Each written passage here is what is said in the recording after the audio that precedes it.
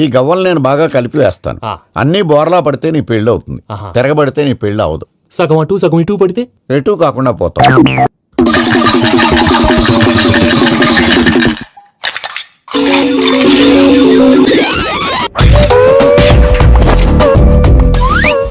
పోదకూడదు బాబు, జాతకం మనం రాయకూడదు, ఉన్న చదువుకోవాలి. తప్పు బాబు, సృష్టికి విరుద్ధంగా ఏ పని చేయకూడదు. అది కాదు, ఇంతకు మీరు సరిగా కలపలేదు.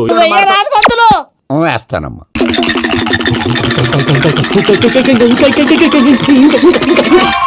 నువ్వు కలుపు.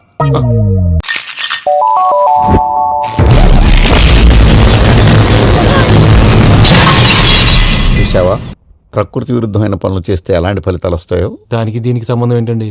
నిజానికి జాతకం వల్ల లైట్లు పేలకూడదు. ఇల్లు పేలిపోవాలా? త్వరలోనే ప్రపంచం అంతమైపోతుందని టీవీ 9లో చెప్తే నమ్మలేదు. ఈ పరిణామాలన్నీ చూస్తుంటే నమ్మాల్సి వస్తుంది వెంకటరమణ.